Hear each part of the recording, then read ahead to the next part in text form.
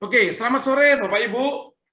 Senang Sore. bisa bertemu Sore, kembali Pak. dalam kesempatan yang Sore, indah Pak. ini, Sore, Pak. di mana kita akan membicarakan hal yang juga tak kalah indahnya, forgiveness in marriage. Ya, hidup manusia itu kan bagaimanapun juga tak terhindarkan dari pengalaman dilukai oleh sesama, oleh orang terdekat, dan juga mungkin pasangan. Bahkan mungkin yang tersering adalah pasangan. Setiap kita menyikapi pengalaman-pengalaman tersebut dengan cara yang berbeda-beda. Ada yang senantiasa berusaha membalas dendam. Pokoknya kamu jual, gua beli gitu. Lu pasangan lu ini ngomongnya begitu kayak jagoan di pasar gitu. Kamu nantang gitu, tak penuhi. Kamu melukai ya tak lukai. Ada yang seperti itu. Karena kekecewaan ataupun diperlakukan tidak adil oleh orang lain atau oleh pasangan. Ya, khususnya kita ngomong tentang pasangan ya. Tapi ada juga yang menyikapinya dengan memendam rasa marah, disimpan, gak reaktif dan juga gak ekspresif, tapi disimpan. Entah kapan akan diledakkan. Yang seperti ini sebetulnya lebih berbahaya ya. Meskipun pasangan yang dilukai itu sudah memaafkan pasangan yang melukai, namun sering terlihat bahwa sikap korban, pasangan yang dilukai tadi, belum mencerminkan sikap yang benar-benar memaafkan. Pasangan korban masih memerlukan waktu bisa bersama dengan pelaku, untuk bisa bersama kembali. Bukan lalu kemudian berbagi kamar ya, kalau di sana aku di sini, sampai hatiku sembuh. Tadi bukan itu kan alasannya Bu Ana dan Pak Alfred, bukan kan ya? Syukur. Bukan, Pak, bukan. Tapi banyak pasangan melakukan itu karena sakit hatinya yang masih merasa masih terprovokasi atas pelanggaran yang dilakukan oleh pasangannya dan masih merasa marah gitu ya. Sebagai anak-anak Tuhan, kita tahu bahwa perasaan-perasaan negatif itu tidak sesuai dengan firman Tuhan. Oleh karena itu pengampunan harus hadir dalam jiwa orang percaya dan menjadi bagian yang penting bagi setiap orang. Realitanya, kita ngelihat hasil survei, pengampunan itu masih sulit diaplikasikan dalam kehidupan sehari-hari. Dalam satu riset yang dilakukan oleh Barna, terhadap 1.013 orang berusia 18 tahun ke atas, ditemukan fakta ini. Dari 80% orang yang mengaku telah disakiti orang lain, hanya 52% yang bisa mengampuni. Oke, aku berusaha untuk menganggap, yes, oke lah, nggak apa-apa, aku ampuni, nggak ada persoalan lagi. Hanya 52% yang bisa mengampuni. 27%-nya masih berusaha, entah dulu. Nggak gampang-gampang aku mengampuni, karena bagaimanapun juga pengalaman ini bisa terulang, jadi aku harus hati-hati. Nah, aku masih mencoba untuk mengampuni, berusaha untuk mengampuni. Sedang sisanya sekitar 21% belum bisa mengampuni, bahkan tidak mengampuni. Ternyata mengampuni tidak semudah yang kita bicarakan. Mengampuni tidak segampang yang kita konsepkan. Dan yang ditekankan oleh Barna, survei ini ada di Amerika. Dengan catatan, Amerika adalah negara yang mayoritas penduduknya beragama Kristen, di mana pengampunan menjadi tolok ukur hidup kekristenan yang paling tinggi. Jadi orang-orang Amerika yang Kristen itu seperti halnya kita, memahami bahwa pengampunan adalah hal tertinggi yang dilekatkan pada kita. Tapi kenyataannya seperti itu. Bayangkan kalau survei ini dilakukan di negara yang tidak menganggap pengampunan sebagai hal prioritas dalam kehidupan. yang tidak ditekankan oleh agamanya, yang tidak diajarkan oleh Tuhannya. Di Indonesia kan seperti itu. Bayangin kalau survei itu dilakukan di Indonesia, pergerakannya pasti berbeda. Kenapa mengampuni itu sulit? Why forgiveness is difficult?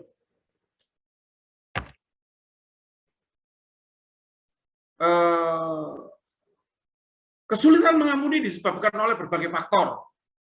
Salah satunya adalah bahwa tidak semua orang siap untuk memaafkan. Pada dasarnya di hati orang-orang Kristen terutama, mereka berupaya untuk memaafkan. Tetapi tidak semua orang pada saat yang sama siap untuk memaafkan. Mereka hanya bisa mengampuni masalah-masalah yang dianggap remeh.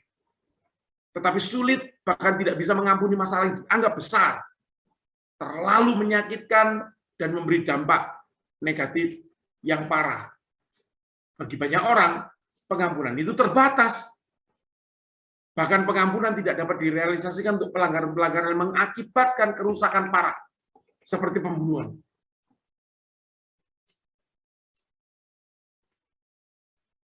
Sebagian masyarakat setuju, bahkan untuk tidak mengampuni.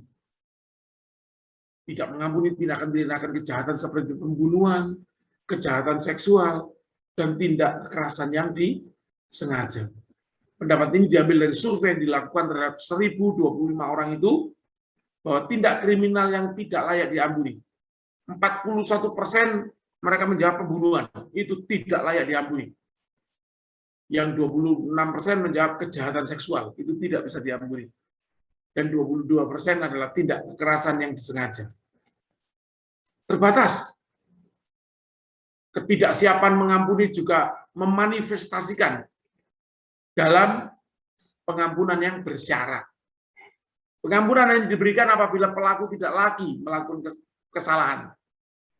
Artinya ada banyak orang yang tidak akan memaafkan orang terdekatnya apabila ia sempat dikhianati kembali. Itu yang membuat orang tidak siap untuk memaafkan. Karena dia punya konsep memaafkan itu untuk persoalan-persoalan terbatas. Memaafkan itu harus memenuhi syarat-syarat tertentu.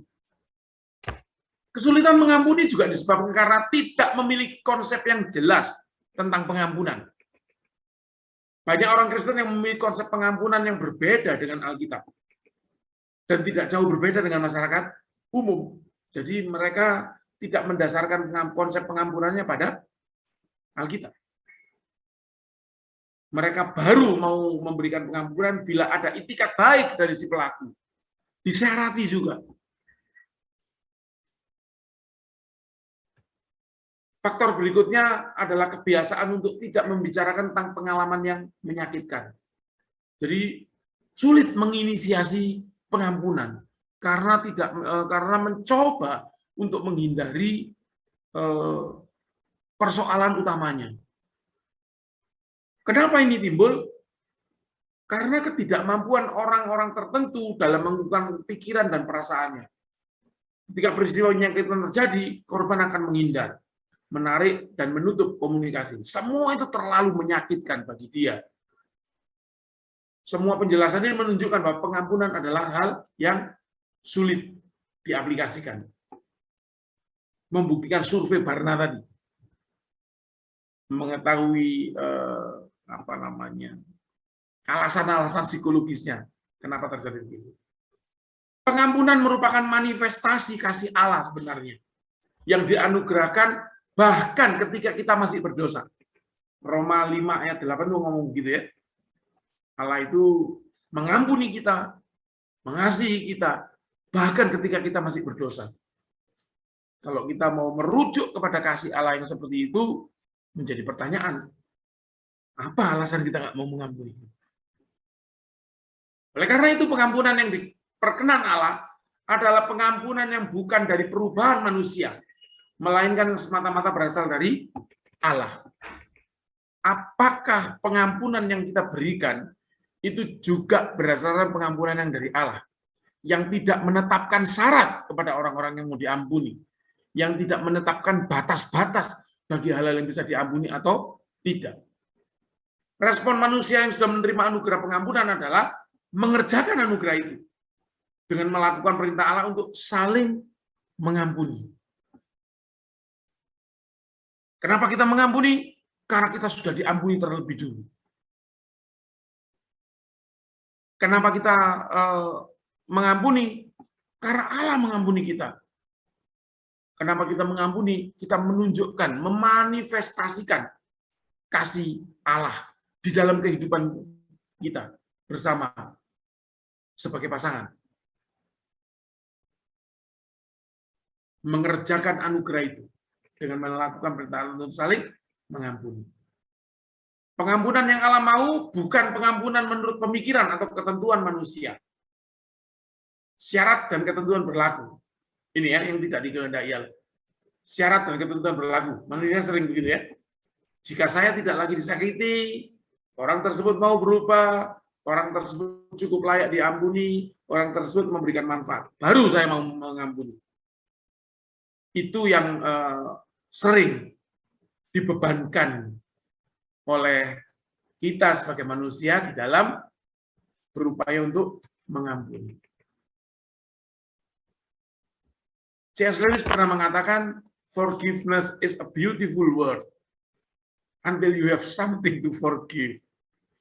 Pengampunan adalah kata indah, ramah, baik, serta penuh kasih untuk sekedar diucapkan dan didiskusikan. Kenapa?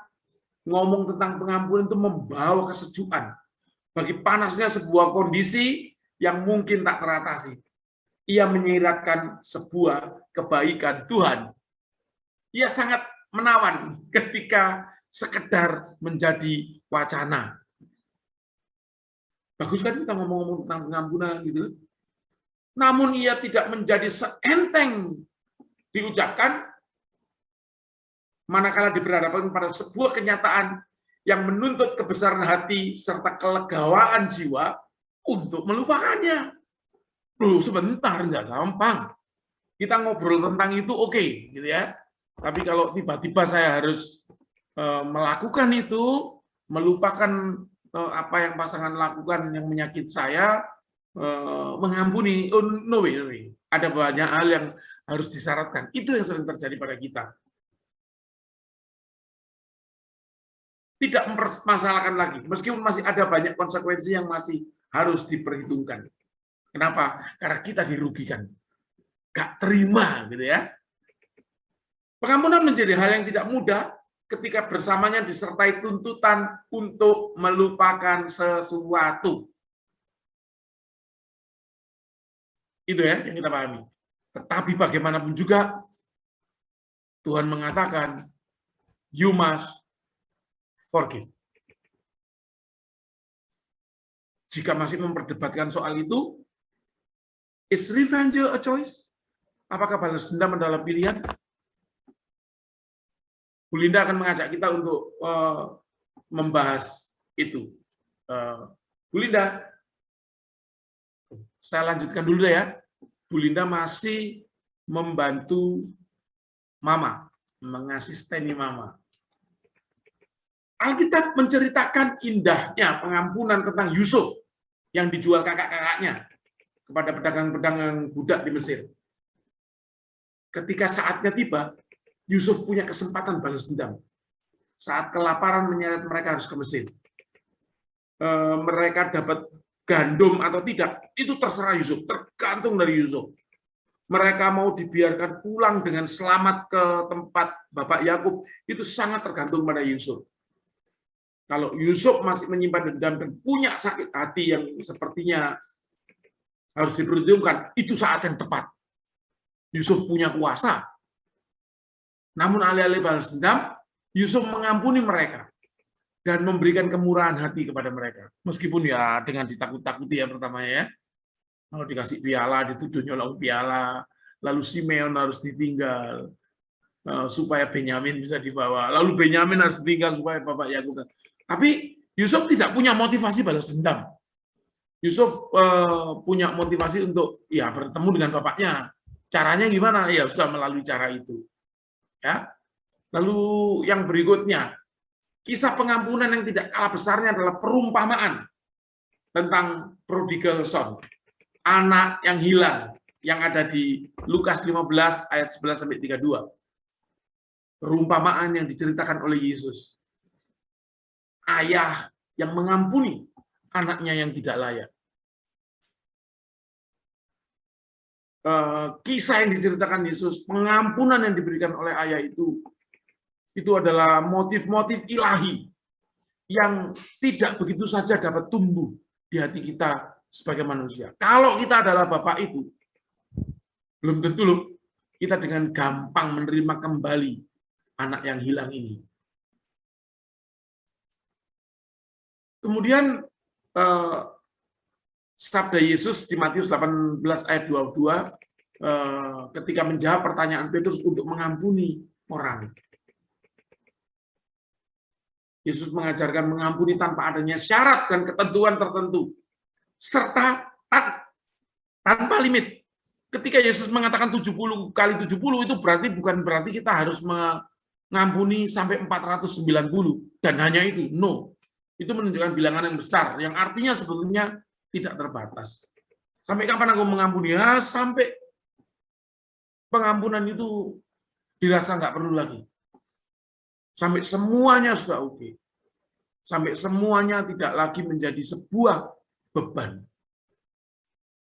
Mengampuni tanpa batas. Sekarang kita memahami pengampunan. Pengampunan dari Allah dengan pengampunan dari manusia adalah hal yang tidak dapat dipisahkan. Ini yang Yesus ajarkan dalam doa Bapa kami. Ampunilah akan kesalahan kami, seperti kami juga mengampuni orang yang bersalah kepada kami. Itu kita loh yang ngomongnya. Diajarkan Yesus gitu. Dan dilanjutkan perkataan Yesus dalam Matius 6 ayat 14-15 itu, karena jikalau kamu mengampuni kesalahan orang, Bapakmu yang di surga akan mengampuni kamu juga. Tetapi jikalau kamu tidak mengampuni orang, Bapakmu juga tidak akan mengampuni kesalahanmu. Itu peringatan dan petunjuk dari Yesus. Tetapi di doa kita sendiri juga mengatakan, ampunilah kami akan kesalahan kami, seperti kami juga mengampuni orang yang bersalah kepada kami. Seperti apa, sekualitas apa kita memberi pengampunan kepada orang lain, seperti itulah yang kita harap dari Tuhan.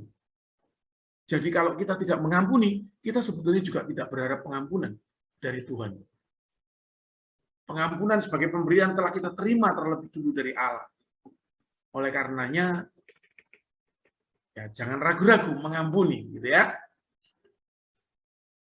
Meskipun demikian, pengampunan tetap membutuhkan proses panjang dan tidak mudah. Paling tidak ada 4 langkah atau fase untuk melaluinya. Ini seperti manual pengampunan, gitu ya. Yang pertama, mampukah kita mengenali akar kemarahan itu sendiri? Kalau tidak, kita tidak bisa melangkah lebih jauh. Jadi kita harus berupaya untuk mengenali seberapa besar kemarahan itu sendiri. Dalam skala 1-10, di titik mana kemarahan kita? Kalau kita sedang marah, mencoba mengguruk, gitu ya. Sadari kemarahan itu dapat mengakibatkan luka. Kemarahan dapat mengakibatkan kepahitan, menimbulkan kegeraman, dan juga kemarahan pada hal-hal tak terhindarkan. Dan Yesus mengatakan, hati-hati engkau marah. Taurat mengatakan, jangan membunuh. Tetapi aku berkata kepadamu, kalau engkau marah, engkau membunuh. Bisa seperti itu, gitu ya. Pengampunan bukan berarti berpura-pura bahwa tidak ada yang terjadi, ataupun menghindarkan rasa sakit. No. Anda telah menderita dan berani jujur pada diri sendiri akan luka itu. Setelah kita mampu menemukan akar kemarahan, kita melangkah ke step berikutnya, memutuskan untuk memaafkan. Persoalannya diketahui, pertimbangannya didapat. kepahitan-kepahitannya telah mampu disingkirkan. Sekarang putuskan untuk memaafkan. Pengampunan membutuhkan keputusan besar dan komitmen. Karena keputusan ini merupakan bagian penting dari proses, maka dibutuhkan 3 hal di dalam deciding to forgive. Yang pertama, berpaling dari masa lalu. Nggak ngundat-ngundat kembali, gitu ya. Nggak mengingat-ingat kesalahan kembali. Kalau itu terus kita lakukan, kita tidak akan pernah bisa mengampuni. Karena persoalan terus melekat, seperti kita membawa kentang busuk kemana-mana. Setelah bisa berpaling dari masa lalu, melihat ke masa depan. Yang lalu, ya mungkin memang harus terjadi. Tetapi sekarang yang paling penting ke depan. Yang lalu hanya menyebabkan kondisi hari ini. Dia bisa tidak mempengaruhi masa depan. Apa yang kuputuskan dan kulakukan hari ini yang akan mempengaruhi masa depan. Karena itu, melihat ke masa depan juga akan mempengaruhi apa yang akan kita lakukan saat ini. Dan jalan terbaik adalah memilih jalan pengampunan. Melupakan sakit hati, melupakan luka, melupakan cedera masa lalu. Dengan melakukan pengampunan saat sekarang. Supaya ke depannya kita tidak terwarnai kembali oleh itu. Ada loh orang yang disakiti sekali oleh pasangannya di dalam pernikahan, tidak pernah disakiti sekali. Lalu itu menjadi luka abadi sampai mati. Bayangin. Bagaimana cara dia melalui hari-harinya dalam pernikahan. Bagaimana dia bagaimana dia hidup dengan perasaan terluka terus-menerus. Karena dia tidak mampu berpaling dari masa lalu. Dia tidak mampu melihat vision di masa depan. Karena dia tidak memilih jalan pengampunan bisa dilakukan hari ini. Kemudian ke langkah berikutnya adalah working on forgiveness. Melakukan tindakan konkret. Membuat keputusan untuk memaafkan. Keputusan untuk memaafkan saja itu tidak cukup. Tetapi butuh aksi nyata untuk mewujudkan pengampunan. Kalau perlu, datang ke pasangan. Ajak ngomong baik-baik. Katakan bahwa aku mengampuni. Aku melupakan luka yang kurasakan. Jangan aku melupakan luka yang kau timbulkan, itu you message ya. Gunakan I message. Aku mengampunimu. Terus pasangannya ketus, aku nggak butuh kok. Oh nggak apa-apa. Ini bukan soal kamu, ini soal aku. Aku mengampunimu. Aku melupakan luka-lukaku. Aku mengajakmu untuk hidup damai sejahtera ke depan. Nggak mau. Nggak apa-apa, ini bukan urusanmu. Bukan tentang aku. Aku maunya begitu. Kalau kau menyambut itu dengan baik, puji Tuhan. Mungkin Tuhan akan bekerja melalui kepada kita melalui hal itu. Tetapi kalau kau masih belum bisa menerima itu, ingat bahwa aku memaafkanmu. Aku melupakan luka-lukaku. Aku mencoba untuk melihat ke depan. Fase ini mencapai titik puncak dengan memberikan hadiah moral bagi orang yang menyakiti Anda. Karena kadang-kadang pasangan yang menyakiti, lalu pasangan yang lain terluka, itu bukan dia nggak ngerasa loh. Bukan dia nggak, tapi kadang-kadang ya cemas, khawatir, tapi gengsinya itu menahan untuk meminta maaf. Gengsinya menahan untuk melakukan klarifikasi. Gengsinya menahan untuk merendahkan hati. Tetapi ingat, mengampuni bukan soal bagaimana dia melakukan syarat-syaratku. Tetapi bagaimana aku memanifestasikan kasih Allah tadi ya. Kemudian masuk ke wilayah yang keempat, dapatkan kelepasan dari penjara emosional. Selama ini kita menyimpan luka, menyimpan duka, bahkan menyimpan cedera itu. Dan kita terpenjara secara emosional. Kita membenci, kita mendendam, kita marah. Dan nggak bisa ngapa-ngapain. Sebelum pengampunan dilakukan, itu akan mengendap di sana. tidak memaafkan kepahitan, dendam, dan amarah merupakan 4 dinding penjara. Dinding pertama tidak memaafkan, dinding kedua kepahitan, dinding ketiga dendam, dan dinding keempat amarah. Kalau itu melingkupi kita, maka kita seperti dalam penjara. Tetapi pengampunan merupakan kunci bagi terbukanya pintu tersebut, dan kita dapat keluar dari penjara tersebut. Tanpa pengampunan, tanpa kunci, kita terkurung di 4 dinding itu. Apa yang kita temukan di luar penjara itu? Banyak orang yang kami temui memberikan testimoni tentang ketenangan lahir dan batin, kemajuan karir, kehidupan rumah tangga yang membahagiakan, dan hidup berkemenangan. Itu yang disaksikan oleh mereka. Pertanyaan saya bagi para pasukin semua yang berbahagia, rindukan Anda menemukan hal itu? Ada orang-orang yang tidak sanggup menjalani proses ini dan kembali pada penjara kebencian dan sakit hati. Lebih-lebih ketika dia melihat orang yang diampuni tidak selayaknya mendapat pengampunan. Nah, kan akhirnya dia menjadi playing God, memainkan peran Tuhan, menilai layak dan tidaknya seseorang menerima pengampunan.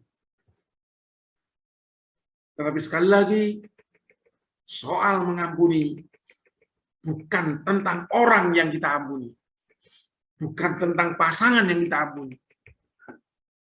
Mengampuni adalah soal saya, soal Anda yang memberikan pengampunan. Saya ingin memutarkan cuplikan film Fireproof yang menggambarkan pengampunan. Bu Linda akan menemani kita. Bapak Ibu, ini satu film yang saya yakin sekali Bapak Ibu sudah pernah lihat.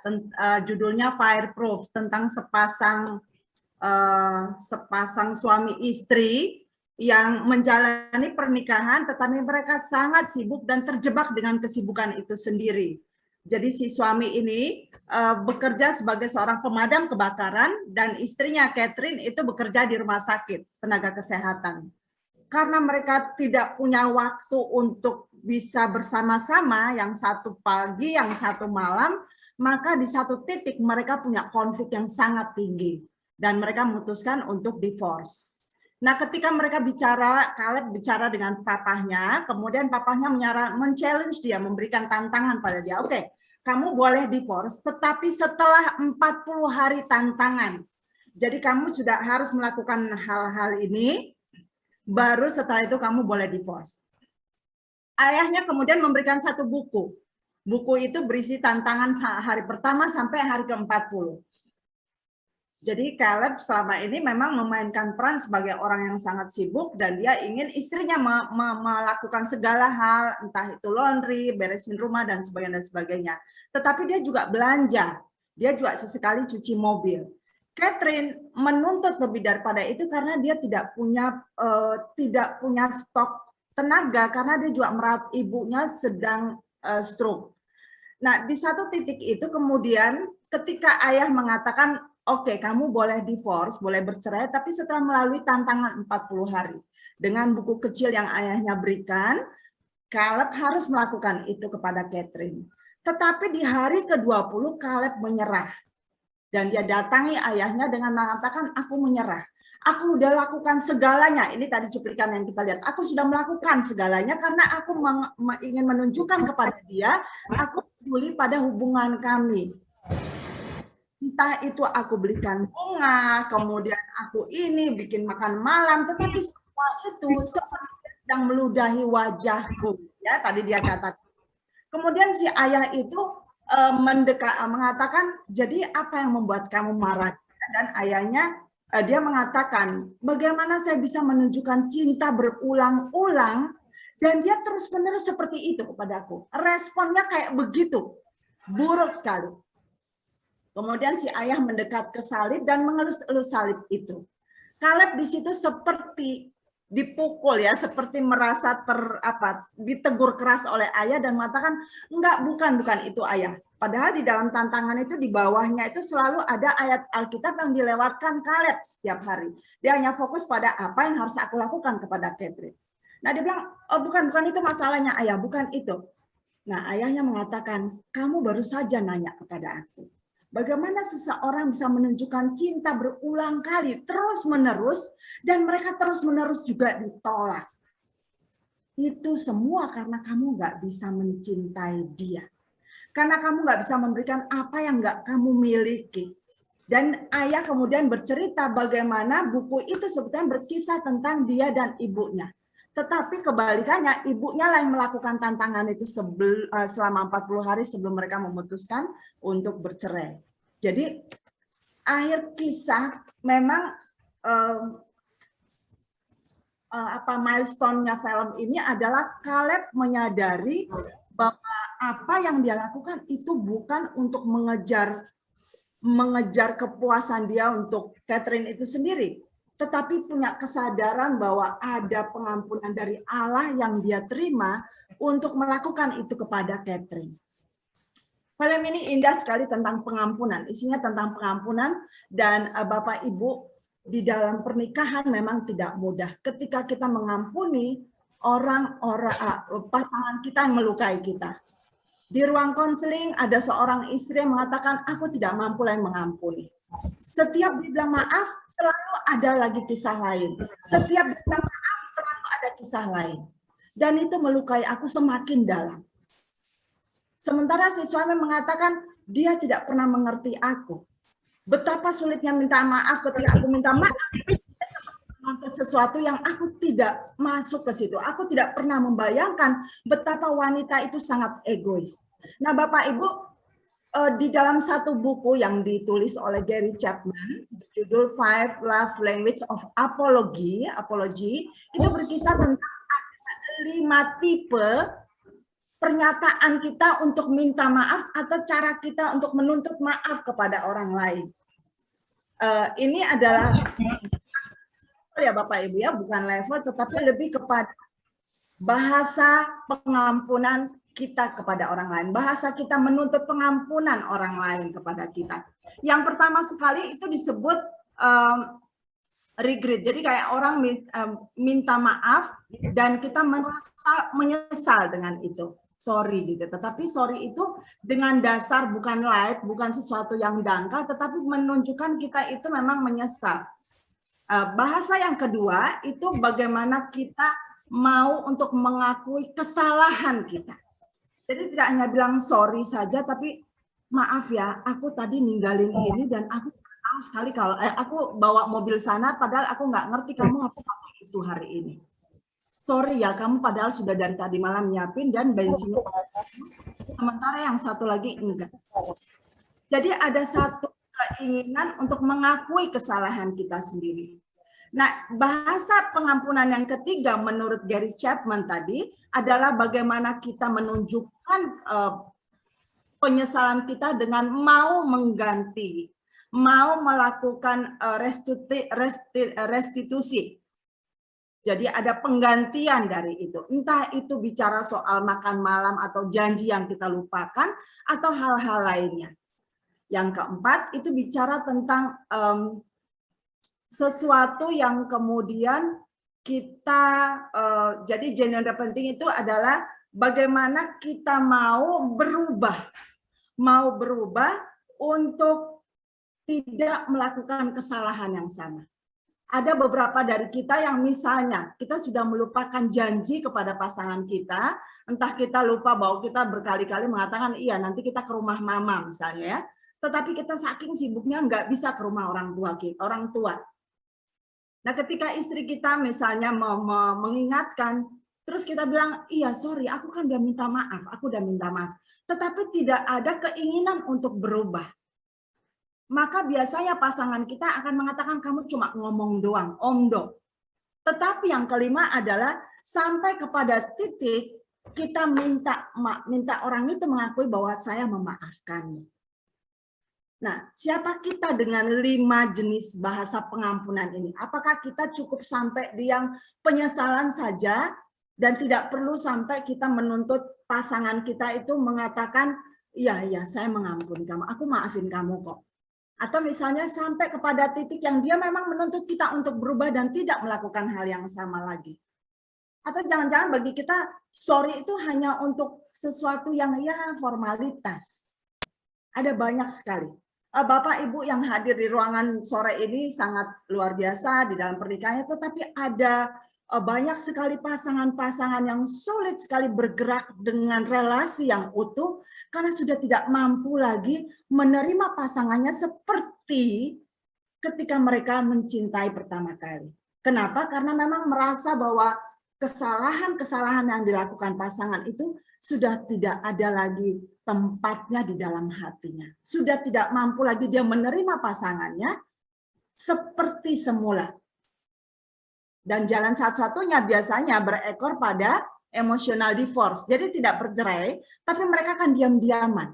Bapak Ibu, saya pernah di ruang konseling. Itu bisa sampai 3 tahun nggak ngobrol. Tinggal satu rumah Bapak Ibu. Bagaimana cara mereka berkomunikasi? Pakai kertas, tulis-tulisan. Kertas dimasukkan di bawah pintu. Kita kebayang nggak? Tinggal di satu kotak, satu atap, tetapi tidak ada komunikasi antara kita dengan yang kita cintai ini. Nah, ternyata Bapak Ibu, kalau kita mau melihat lebih jauh, pengampunan itu sendiri sebetulnya adalah divine forgiveness. Pengampunan itu berasal dari Tuhan. Ya, dikatakan divine forgiveness. Apa itu Bapak Ibu? Tanpa kita melekat kepada Tuhan, tanpa relasi kita kepada Tuhan itu bisa menempel, maka kita tidak bisa melakukan pengampunan itu sendiri. Jadi kita bicara tentang Trinity Rule di sini. Bagaimana Yesus mati untuk menebus dosa, kemudian Allah menerima pengorbanan Kristus, dan kemudian kita dilayakkan diampuni. Yang ketiga adalah bagaimana Roh Kudus itu bekerja di dalam melakukan penyucian, melakukan pengampunan yang kita tidak bisa lakukan sendiri. Jadi ketika ada seseorang mengatakan aku mengampuni tetapi dia tidak melekat kepada Bapa, itu ada celah di situ. Tidak blend atau tidak menyatu dengan kekudusan Allah itu sendiri. Tetapi kalau ada orang bilang aku nggak bisa mengampuni dia, iya. Karena memang kita harus meminta kepada Tuhan untuk pengampunan itu sendiri. Kalau kita bicara tentang bagaimana 70 kali 7 tadi ya, 77 kali 7. Itu artinya bahwa Allah menghendaki kita untuk memperluas hati kita yang bukan hati manusia lagi, tetapi diisi dengan kekudusan Allah, ke cinta Allah yang begitu besar untuk mampu menerima cacatnya pasangan kita. Karena kita sadar kita menikah dengan orang yang tidak sempurna seperti kita juga tidak sempurna. Dan ini yang menjadi akhir daripada sesi kita hari ini. Bagaimana kalau kita melihat pengampunan itu merupakan pernyataan kita tentang kasih Allah kepada pasangan kita. Dengan mengampuni kita memulihkan diri kita sendiri Bapak Ibu. Jadi kalau kita mau mengampuni pasangan kita, sebetulnya kita sedang rilis diri kita sendiri, melepaskan diri kita sendiri dari penjara yang tadi. Dan ini memulihkan relasi kita dengan Tuhan, memulihkan relasi kita dengan sesama, terutama dengan pasangan kita, dan mengampuni itu adalah bagian dari kedewasaan atau maturity. Dan kita akan bertumbuh dengan pengampunan itu sendiri. Kita akan bertumbuh di dalam satu relasi yang indah bersama Tuhan. Dan ini yang disebut sebagai spiritual maturity. Allah sudah memberikan pengampunan kepada kita, kita tinggal meneruskan. Tuhan memberkati.